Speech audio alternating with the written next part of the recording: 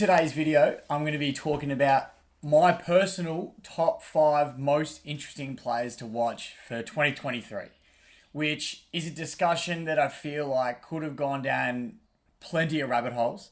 There's so many players this year that for different reasons are all going to be very interesting to watch. So I thought rather than just talk aimlessly about, half our side, I'm going to narrow it down to 5.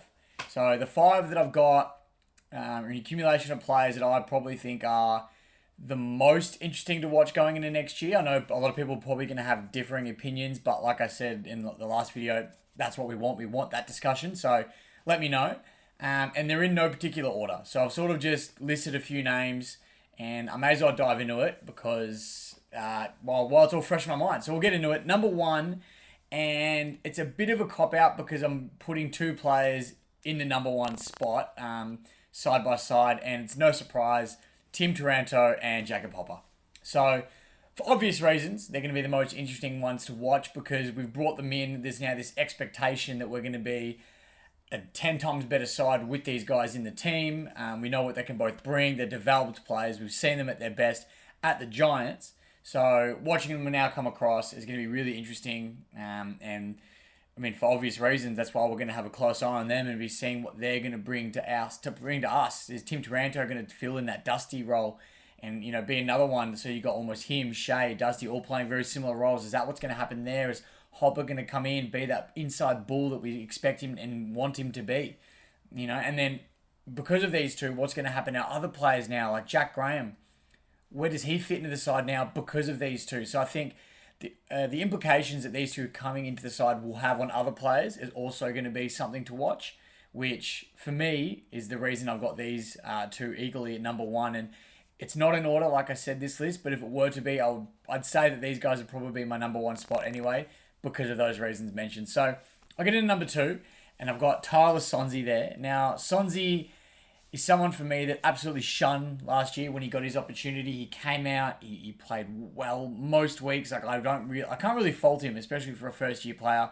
And I've got a few first year players in this list, but he's one that just came out, played well from the get-go. He played in the final. He looked composed. Now, he knows how to find the footy. And the reason why I've got him as one of the most interesting players to watch is because he's touted to be that next guy that takes over from Cochin. Now, we know Koch had a really, really good season in 2022, one of the best in recent years for him. This year's more than likely going to be his last. I'd be very surprised if he went on after 23, as much as I'd love him to. So, it's almost like a handover period if, in fact, what a lot of the fans are saying is true, which is Cochin's going to sort of hand the reins to Tyler Sonsie, and he's going to be that next style of player that plays very similarly to Koch. So, I'm really interested to see how he takes off. Is he going to take his game to another level? Is he going to stagnate a little bit? It's still so early in his career. He's got such a long way to go. So, really good one there for me to want to keep my eyes on. Another preseason under the belt. It looks like he's been training well from what we've seen. So, exciting. Super, super exciting. I can't wait to watch him play this year. Number 3, another first-year player. Well, he'll be second year this year, I guess. But Noah Cumberland. How many goals is he going to kick this season? I mean, he played only the back end of last year and he just came out and had a big scoring impact really early. He knew how to find the goals. He wasn't afraid. He can kick them from almost anywhere from what we've seen. Interesting set shot style, but it works for him. So, don't complicate things. If what you're doing works, don't change unless it starts to stop working. So for me, yeah, super interesting. How's he going to fit into the dynamic with a full season alongside Jack and I almost forgot his name there. But it's alongside Jack and Tom Lynch, the 2 key forwards. Have been the pillars for a while now. I've been screaming for a long time to have that medium-sized forward, that third player. I wanted it to be Caddy a couple of years ago, especially 2020, 2021. I thought, we're wasting Josh Caddy. He's not a half-back. He's not a wing. He's not a midfielder. Put him as a forward, but it wasn't to be. Noah Cumberland's coming in. He's playing that similar role, that mid-sized forward. He can find the goals. He can take marks. Bring him in. I'm really excited to see how he plays alongside our 2 key pillars there in Jack and Tom. So he's one to keep an eye on for me. Number 3, another forward, another second year player. Morris Rioli Jr., no surprises there. I mean, we've seen the pressure he brings. He brings back that style of Richmond that we had in 2017, 2018, that really high pressure, high chase, speed. Emulates all the forwards we used to have back then when you had Rioli, Butler, Castagna, all those three Mosquito Fleet boys, and he's bringing that back now, which we sort of lost it a little bit, especially last year and the year before. We sort of teetered a little bit, sorry. He's coming in, he's playing that role. I think he's going to play pretty much every week, just, regardless, depending on injuries, obviously, but I think he'll play every week. He's going to cement his spot in the team, and I really, really hope he does. He's someone he excites every time. Every time he goes near someone else with the football, the crowd goes bananas. You hear it when you're at the games, on TV. You can just feel the atmosphere lift when he's chasing defenders. And defenders are scared. You can see it in their face when he's around that because you don't know where he is. He's so small and zippy. He can come from anywhere. So someone to really keep an eye on for me is Maurice Rioli Jr. I'm super excited to see him. And the last one, coming in at number 5, I've got Josh Gibcus. Now, for me, he's one of the more interesting ones because he got dropped later in the season. I know injury sort of came into play there a little bit as well. He didn't play because of injury. Then he came back, couldn't quite find his spot. He wasn't quite the same as he was early on in the season when he was looking really composed, hitting targets. Like I said with the other boys, first-year player, you can't expect him to be perfect every week, but he was pretty darn good. And I thought he was really stiff not to get a NAB Rising Star Award nomination last year. He was an absolute star, and I think he will be again in 2023. But I want to keep an eye on him. I want to see, is he going to get more consistent game time? Is he going to stack it up against these bigger forwards? I mean, we gave him some good tests last year. Whether it was the right or wrong decision, who knows? I personally think it was the right call. You play him early, get him blooded against these big forwards. They're gonna have days out on Josh. It's just the way it is, being a young defender. Not as much size on him yet. He'll build that. Another preseason under his belt this year. Hopefully building a bit of size in the gym.